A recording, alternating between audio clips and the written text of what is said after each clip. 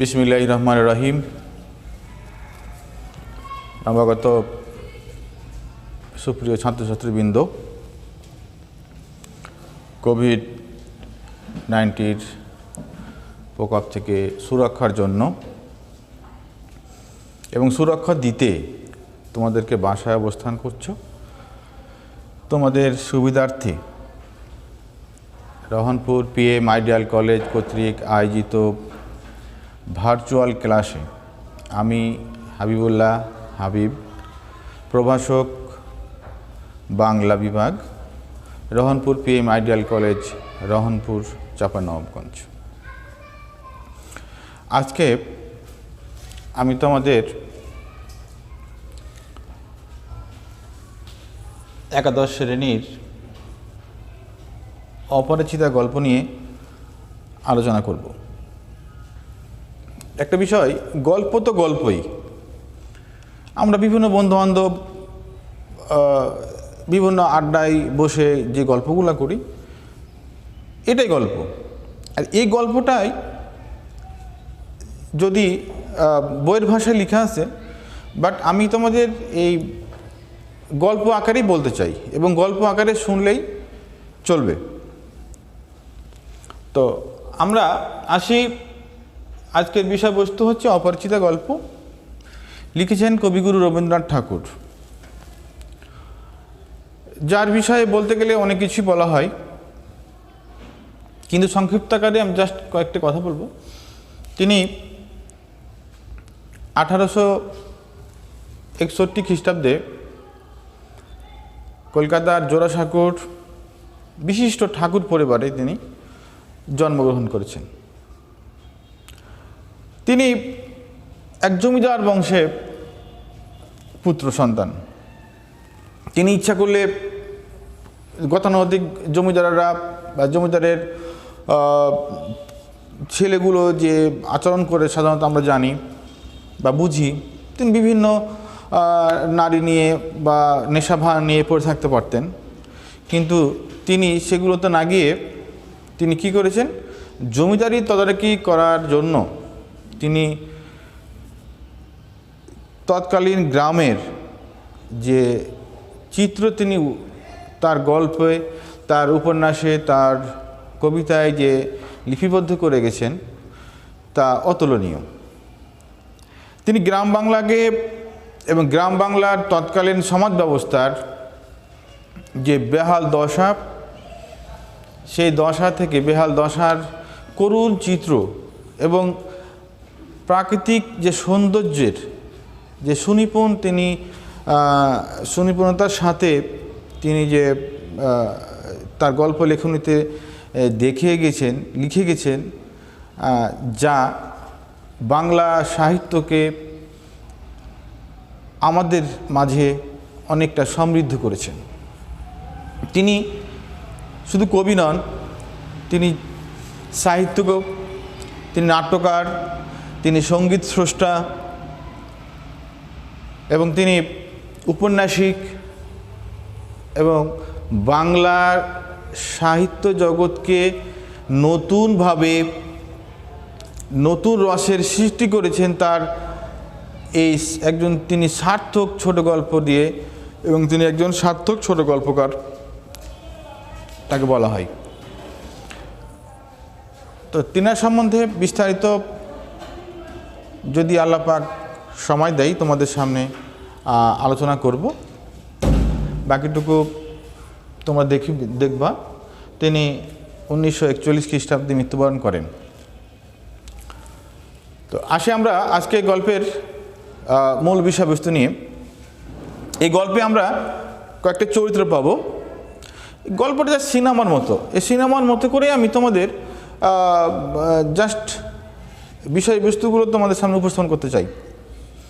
এই গল্পের কয়েকটা চরিত্র আমরা পাবো, তার ভিতরে নায়ক অনুপম এবং নায়িকা কল্যাণী, এবং পাবো আমরা নায়িকার বাবা শম্ভুনাথ বাবু, যিনি একজন পল্লী চিকিৎসক বা ডাক্তার হিসেবে পরিচিত, এবং আমরা পাবো নায়ক অনুপমের মামাকে, আমরা পাবো নায়কের বন্ধু, উকিল বন্ধু হরিশকে, আমরা পাবো নায়কের পিস্তাতো দাদা বিনু দাদাকে, আমরা পাবো শেখরা নামক একজনকে, যিনি সোনা পরীক্ষা করেন, সোনার খাত পরীক্ষা করেন, আর আমরা পাবো একজন রেলওয়ে কর্মচারীকে। এই কয়েকটা চরিত্র নিয়েই এই অপরাজিতা গল্পটি মঞ্চায়িত করব। আসি আমরা গল্পের মূল বিষয়ে, যে গল্পের প্রথমেই আছে আজ আমার বয়স 27 বছর, অর্থাৎ নায়কের বয়স 27 বছর। তিনি এমএ পাস করে বাড়িতে অবস্থান করছেন। তিনি চাকরি বাকরি খুঁজছেন, যেহেতু পড়ালেখা শেষ, একটা অবকাশকালীন সময় তিনি বাসায় কাটাচ্ছেন। এই অবকাশকালীন সময়ে মাথায় বিভিন্ন রকম কিন্তু কি হয়, বুদ্ধি, খারাপ বুদ্ধি, ভালো বুদ্ধি বা একটা অন্যরকম পরিবেশ সৃষ্টি হয়। তো মনে মনে অনেক কিছু চিন্তা করে, যদি এই সময় আমার এই একাকিত্বের সময় যদি একজন সঙ্গী হয় বা পেতাম তাহলে কত না ভালো হতো, সময়গুলো কেটে যেত এসব। আর যদি নারী সঙ্গী হয় তাহলে তো কথা নেই। তো এভাবেই তার দিনগুলো কাটছিল। এর ভিতরে তার বন্ধু উকিল হরিশ, তিনি কানপুরে চাকরি করতেন। তিনি ছুটিতে বাসায় আসলেন। বাসায় আসার পরে কি হলো, এসে তিনি তার বন্ধু অনুপমের সঙ্গে দেখা করলেন। দেখা করার পরে যা হয়, বন্ধুর সাথে বন্ধু দেখা হলে যে আলাপচারিতা হয়, হাই হ্যালো হয়, কেমন আছো, কী করতেছো, এই এভরিথিং। এর মাঝে অনেক মানে ইয়ার্কি বা হয় যে বন্ধু কী অবস্থা, তোমার কী অবস্থায় আছো, প্রেম টেম করছো নাকি, হ্যাঁ, বা তোমার কোনো মেয়ে পছন্দ আছে কি না, বা তুমি বিয়ে শাদী করতে যাচ্ছ কি না। যদি তুমি বিয়ে করতে চাও তো আমার কাছে একটা কি আছে, একটা খাসা মেয়ে আছে। এই যে একটা আলাপচারিতা। তো এই যে তার বন্ধু হরিশ বলল, তুমি যদি বিয়ে করতে চাও তাহলে আমার কাছে একটা কি খাসা মেয়ে আছে। এই কথা শুনে অনুপম বাবুর মনের গহীনে তার সেই নায়িকার ছবি, সে খাসা মেয়ের ছবি আঁকতে লাগলেন এবং তিনি বললেন যে বিয়ে তো করতে চাই, কিন্তু আমার তো অভিভাবক আছে। বলে রাখা ভালো, অনুপম বাবুর বাবা মারা যাওয়ার কারণে তিনি তার মামার কাছে, তার মামার বাসায় অবস্থান করছিলেন এবং তার যাবতীয় দেখাশোনা, অভিভাবকত্বের দায়িত্ব তার মামা পালন করত। তো তার বন্ধু হরিশকে বলল যে ঠিক আছে, তুমি মামার সঙ্গে আলাপ করো বিয়ের ব্যাপারে। তো তার বন্ধু হরিশ তার মামার সঙ্গে আলাপ করলো, বিস্তারিত বলল, মেয়ের আর্থিক অবস্থা বলল, তাদের পারিবারিক অবস্থান মেয়েদের পূর্বে ভালো ছিল, বিভিন্ন কারণে একটু তারা আগের অবস্থানে নেই, কিন্তু যা আছে মোটামুটি বেশ ভালো। নায়িকার বাবা একজন স্থানীয় ডাক্তার, তার একটা একমাত্র মেয়ে, যা কিছু আছে সব কিছুই কি তিনি তার মেয়ে জামাকে দিতে প্রস্তুত। তার একটা আত্মসম্মান বোধ আছে, অতএব ভালো হবে। এদিকে ছেলের মামা, ইনি আবার যৌতুক লোভী। ইনি এরকম একজন মনে মনে তার ভাগ্নের বউ খুঁজছিলেন যে এমন হবে তার বিয়ায় যে তাদের অবস্থান তার মামাদের চাইতে বেশি না হয়। অর্থাৎ নায়কের মামারা কিন্তু একটা সমাজে প্রভাবশালী ব্যক্তি ছিলেন, অর্থ সম্পদের মালিক ছিলেন, কিন্তু তার মামা চাচ্ছিলেন তার মেয়ে, তার ভাগ্নের বউ যাতে করে তাদের অবস্থানগুলো তার চাইতে বেশি না হয়। বেশি হলে কি হবে, সে বিভিন্ন কথা বলতে পারবে না, তার বউকে বিভিন্নভাবে চাপ সৃষ্টি করতে পারবে না। আর যদি একটু তাদের অবস্থানের চাইতে যদি একটু কমা হয় তাহলে সে কী করবে, তার অবস্থানটা পাকাপোক্ত করে রাখতে পারবে। তিনি তাকে বিভিন্নভাবে দমিয়ে রাখতে পারবেন। এই চিন্তা থেকে তিনি তার নায়কের বন্ধু হরিশের কাছ থেকে তার বায়োডাটা, তার মেয়ের বাবার বায়োডাটা শুনে তিনি রাজি হলেন। তিনি বললেন, ঠিক আছে, আমরা মেয়ে দেখব। এখন মেয়ে দেখার জন্য কি হলো, মেয়ে দেখার জন্য কাকে পাঠানো হবে? তো মেয়ে দেখার জন্য দেখতে যাওয়ার জন্য পাঠানো হলো নায়ক অনুপমের পিস্তাতো দাদা বিনু দাদাকে। কারণ বিনু দাদার একটা বৈশিষ্ট্য ছিল, তিনি যেটা সবার চোখে সুন্দর তার চোখে কি মোটামুটি, আর সবার চোখে যেটা অতি সুন্দরী তার চোখে চমৎকার বা সুন্দর, এরকম একটা তার চিন্তাভাবনা বা পরখ করার একটা টেকনিক। তো বিনু দাদা যথারীতি বউ দেখতে গেল, যাওয়ার পরে বউ দেখল, তার বাবার সঙ্গে কথা বলল, কথা বলে তিনি পছন্দ করলেন, দিয়ে বাসায় আসলেন। বাসায় এসে তার নায়কের মামার সঙ্গে বসলেন, কথাবার্তা বললেন। তো বিনু দাদার সাথে অনুপমের একটা ভালো বন্ধুত্ব ছিল, যদিও তার বয়সও বড়, কিন্তু একটা বন্ধুত্বপূর্ণ সম্পর্ক ছিল। তো স্বাভাবিক নায়ক জিজ্ঞেস করলো যে, দাদা কেমন বউ দেখলেন, কেমন কি? তিনি বললেন যে চমৎকার মেয়ে। অর্থাৎ তার মুখে যে চমৎকার বা সুন্দর, অর্থাৎ নায়ক বুঝে নিলেন যে মেয়ে অতি সুন্দরী। তো একটা রীতি আছে আমাদের সমাজে যে মেয়ে পক্ষের বাড়িতে ছেলে পক্ষ গিয়ে কি বিয়ের দিন ধার্য করে এবং বাকি আনুষ্ঠানিকতা সারার জন্য আলাপ আলোচনা করে। কিন্তু উল্টো হলো এদিকে, যে মেয়ের বাবাই ছেলের বাড়ি আসলো, ছেলেকে দেখলো এবং ছেলের মায়ের সঙ্গে, ছেলের মামার সঙ্গে, ছেলের পিস্তাতো ভাইয়ের সঙ্গে বসে একটা বিয়ের দেন দরবার চললো, অর্থাৎ যৌতুকের একটা আনুষ্ঠানিকতা সারলেন। এরকম যে অনুপম মামা যখন বলল যে ঠিক আছে, মেয়ে আমাদের পছন্দ, তো আপনারা মেয়েকে কি দিবেন? তো তিনি বললেন যে আমরা 20 ভরি সোনা দেব আর 20,000 টাকা দেব।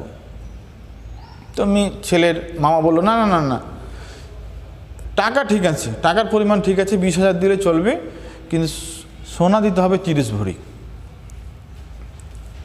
এই কথনের মধ্য দিয়েই বিয়ের আনুষ্ঠানিকতা, বিয়ের দিন দান ধার্য হলো। তো বিয়ের দিন কি হলো, বিয়ের দিন বরযাত্রী গেল, যাওয়ার পরে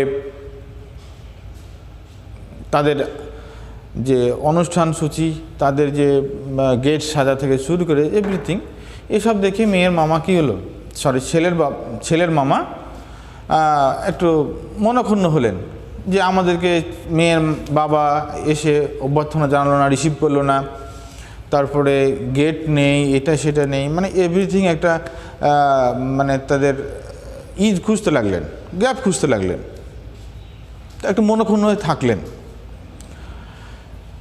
তো এভাবে বিয়ে চলছিল। এর মাঝে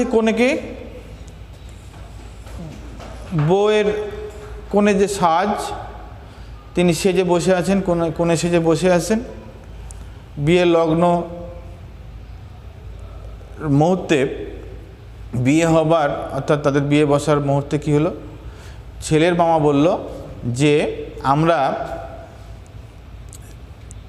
মেয়েকে যে আপনারা যে গহনা দিলেন, এই গহনাগুলো আসল না নকল আমরা সেটা পরীক্ষা করব। এটা অত্যাধিক লজ্জার একটা বিষয় যে তখন মেয়ের বাবা শোভনাথ বাবু বলল যে আমার মেয়ের গহনা আমি চুরি করব? এখন ছেলের মা বলল, আমি অত শত বুঝি না, আমি সোনা পরখ করার জন্য শেকরা নিয়ে এসেছি, আপনি আপনার গহনাগুলো নিয়ে আসেন, আমরা সেগুলো কি করব, পরীক্ষা করে দেখব যে আসল না নকল দিছেন। তো এখানে নায়িকা কল্যাণীর বাবা প্রচণ্ড আঘাত পেলেন, কষ্ট পেলেন যে আমার মেয়ে এই মুহূর্তে কোণে সেজে বসে আছে, তার শরীরে গহনা যা যাবতীয় যে সোনাদানা যা ছিল তিনি পরে বসে আছেন, আবার তার কাছ থেকে খুলে নিয়ে আসতে হবে। তো ছেলের মামার এই কথা শুনে শম্ভুনাথ বাবু তার মেয়ে হবু জামাই অর্থাৎ অনুপম বাবুকে বললেন যে তোমার মামা যে এ কথা বলছে, তো তুমি কি বলছো? তো নায়ক এখানে নিশ্চুপ, কোনো কথা তিনি বলতে পারলেন না। তার মানে অন্য একটা পরিস্থিতি, তিনি ভিতরে ভিতরে এটাকে অপছন্দ করলেন কিন্তু মুখ ফুটে বলতে পারলেন না। তো তার এর মুহূর্তে তার মা বলল, সে কি বলবে, যা বলার তো আমি বলবো। তো মেয়ের বাবা শম্ভুনাথ বাবু বললেন, ঠিক আছে, যখন ছেলের কিছু বলার নেই, তার মামাই সব কিছুই, তো ঠিক আছে। তিনি নিরেট একজন ভদ্র মানুষ বিধায় তাদের সাথে একটা তর্কে না গিয়ে তিনি বিষয়টাকে, দুঃখ কষ্টটাকে, লজ্জাটাকে তিনি কী করলেন, নিজের ভিতরে পুষে তিনি তার মেয়ের কাছে গিয়ে বললেন যে তোমার গহনাগুলো যতগুলো আছে সবগুলোই একটা পুঁটলিতে অর্থাৎ একটা কাপড়ের ভিতর দাও। স্বাভাবিক মেয়ে চমকে গেল, বাবা এটা কেন হলো?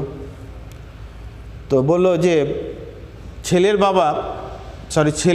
মামা পরখ করে দেখতে চাই যে আমি তোকে সোনাগুলো বা গহনাগুলো যেগুলো দিয়েছি সেগুলো আসল না নকল। তো মেয়ে বলল, অনুপম কি বলল? তো বলছে সে আর কি আর বলবে, সে চুপচাপ থাকলো। সে বলল, মানে তার মনোভাবটা এরকম, তার মামা যেটা করবে সেটাই। এ কথা শুনে নায়িকা কল্যাণী খুব কষ্ট পেলেন, তিনি থরথর করে কাঁদতে লাগলেন যে এমন একটা পরিবারে যাচ্ছি যে পরিবারে এখন থেকে আমাকে বিয়ের দিনেই আমাকে পরীক্ষা দিতে হচ্ছে আসল নকলের, ভবিষ্যৎ জানি কী হবে। এই একটা মানুষের একটা চিন্তা। তো তিনি তার গহনার যা ছিল তিনি দিলেন, দিয়ে শেকরা দিয়ে পরীক্ষা করা হচ্ছিল। এর মাঝে যখন অনুপম এবং কল্যাণের যখন বিয়ে ঠিক হয় তখন কি হয়েছিল, ছেলের পক্ষ অর্থাৎ বিনু দাদা, নায়কের অনুপমের পিস্তাতো ভাই বিনু দাদা মেয়েকে একটা কি দিয়েছিল, একটা চেন দিয়ে এসেছিল, আশীর্বাদের একটা চেন। তো সব স্বর্ণ এক জায়গাতে করা হলো, সবগুলোই খাঁটি, শুধু একটা জিনিস বিলাতি অর্থাৎ খাদের পরিমাণটা বেশি, সেটা হলো সেই তার নায়কের মামা অর্থাৎ এবং তার যে পিস্তাতো দাদা বিনু দাদা যে আশীর্বাদের যে চেনটা দিয়েছিল সেই চেনটাই সবচেয়ে খাদ বেশি। তো শেখরা বলে দিল যে সবগুলোই স্বর্ণ ঠিক আছে, শুধু চেনটাই খাদের পরিমাণটা বেশি।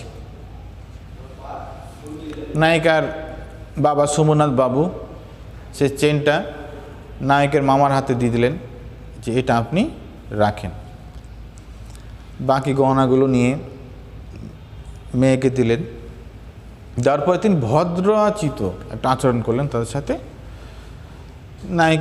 নায়িকার বাবা অর্থ সম্পদ নায়কের মামার চাইতে, নায়িকাদের চাইতে কম হতে পারে, কিন্তু আত্মসম্মান বোধটা অনেক বেশি। তিনি আত্মসম্মানে তার অনেক লাগছে। তিনি তখন করলেন কি, তিনি তাদেরকে বললেন যে বিআই সাহেব আপনারা বসেন, খাওয়া দাওয়াটা সেরে নেন। তখন নায়কের পিস্তাতো দাদা বিনু দাদা বলল যে বিয়ের লগ্ন তো পেরিয়ে যাচ্ছে, আগে বিয়েটা হয়ে যাক তারপরে আমরা খাবো। তো শম্ভুনাথ বাবু বললেন যে না, আপনারা বিয়ের লগ্ন পেরিয়ে যাক, সমস্যা নেই, ওটা নিয়ে আপনাদের চিন্তা করতে হবে না, আপনারা আগে অনেক দূর থেকে এসছেন, আপনারা আগে খাওয়া দাওয়াটা সেরে নেন। তো নায়িকার বাবার জোড়াজড়িতে সবাই খেতে বসলো, খাওয়া দাওয়া করলো। খাওয়া দাওয়া করার পরে শম্ভুনাথ বাবু তাদেরকে কি করলেন, একটা ভদ্র একটা প্রতিশোধ নিলেন। অর্থাৎ তিনি বললেন যে নায়কের মামাকে যে বিয়ে সাহেব গাড়ি ডেকে দিব না চলে যাবেন। এতে তারা হতভম্ব হয়ে গেল, এতে তারা মানে অবাক হয়ে গেল, যেটা কী কথা, বিয়ে হলো না আবার চলে যেতে বলছেন। হ্যাঁ, নায়কের মামা তখন বললো যে বিয়ে আপনি কি ঠাট্টা করছেন? তো শম্ভুনাথবাবু বলল যে ঠাট্টা কেন করব, আমি এই ঠাট্টাকে স্থায়ী করতে চাই না, আপনারা এখন আসতে পারেন। তো তারা এখানে অপমানিত হলো যে এটা কোন ধরনের কথা। কিন্তু শম্ভুনাথবাবু বললেন, তার মনের রাগটা তিনি মনের ভিতরে রাখলেন এবং তাদেরকে বিদায় করে দিলেন। তার বাবার একটা ইয়া ছিল যে আমার একমাত্র মেয়ে যে ঘরে দিব, সে ঘরে যদি আমার জামাইয়ের যদি নিজস্বতা বলতে কিছু না থাকে, যা কিছু বলবে, যা কিছু আইন কানুন নিয়ম কানুন সব কিছু যদি তার মামার কথায় চলে, তাহলে আমার মেয়ে সেখানে কি সুখে থাকতে পারবে না। তাই তিনি বিয়েটা ক্যান্সেল করে দিলেন, যা হবার তা হবে। তৎকালীন হিন্দু সমাজে ব্যাপক একটা বঞ্চনা, যে মেয়ের বয়স 12 পেরিয়ে গেলেই, সর্বোচ্চ 12 পেরিয়ে গেলেই আইবুড়ো হয়ে যায়।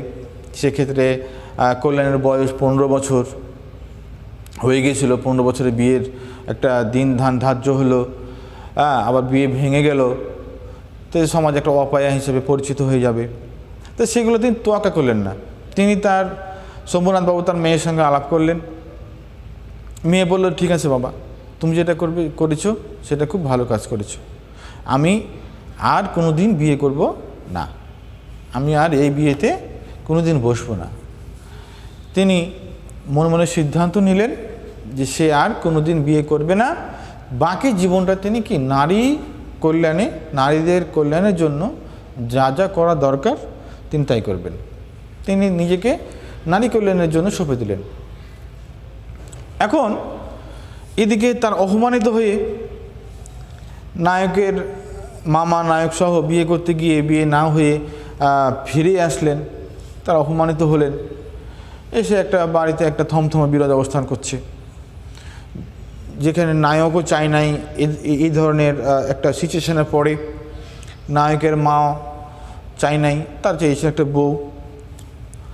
কিন্তু নায়কের মামার কারণে, যৌতুক লোভের কারণে আজকে তাদের এই একটা মহতি একটা সুন্দর একটা পরিবেশকে কি বাড়ির একটা যে সুন্দর একটা পরিবেশ, সে পরিবেশটাকে নষ্ট হয়ে গেল, বিয়ে হলো না, একটা বিশাল একটা অপমানজনক অবস্থায়।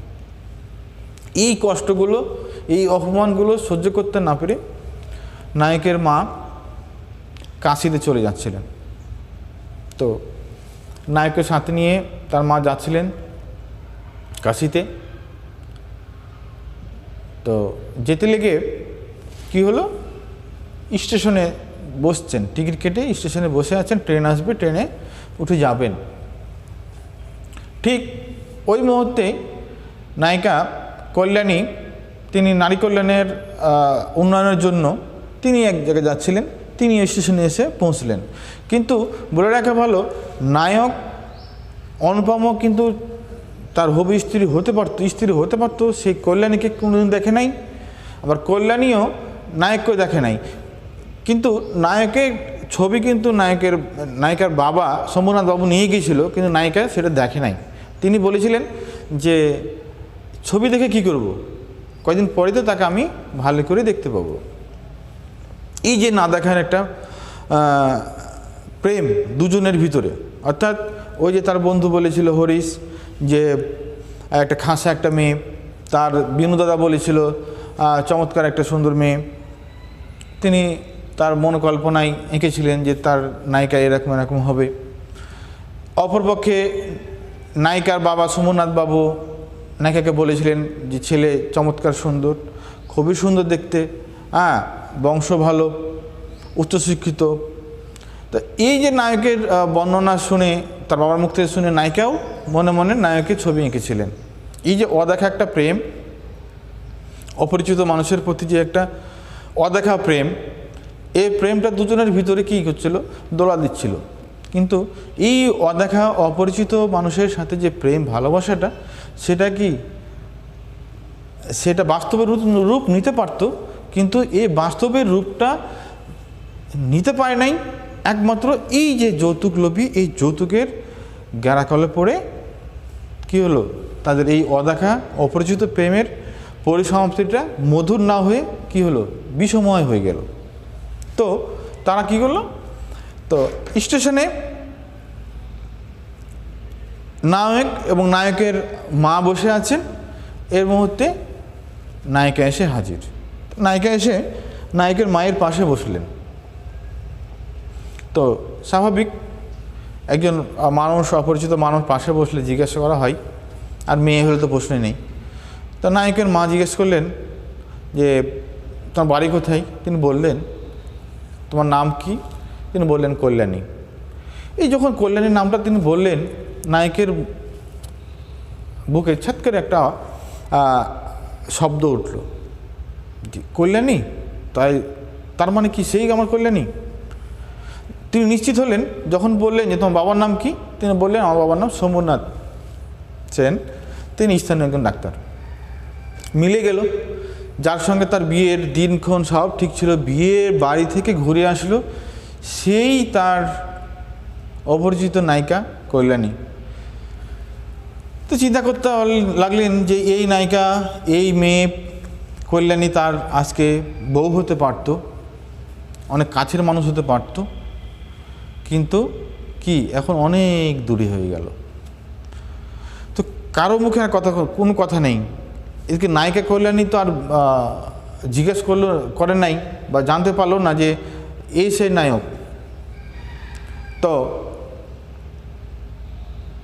এ কথা বলার পরে এদিকে সরকারি যে টিটি, রেলওয়ের কর্মচারী, তিনি এসে বললেন, প্ল্যাটফর্মে যতগুলো যাত্রী অবস্থান করছিল তাদের বললেন যে ট্রেন আসতে দেরি হবে, অর্থাৎ ট্রেন যেটা আসবে এ ট্রেনে ইংরেজরা যাবে, ইংরেজ সাহেবরা যাবে, এই ট্রেনে তোমাদের অ্যালাউ নেই, তোমরা যেতে পারবে না, তোমরা বিকালবেলা যাবে।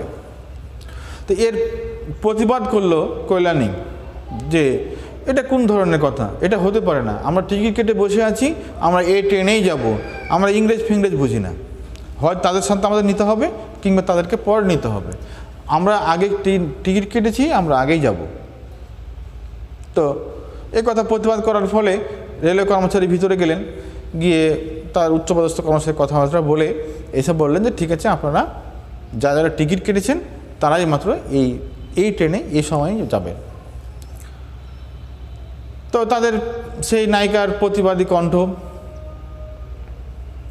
এবং নায়িকার অপরূপ সৌন্দর্য দেখে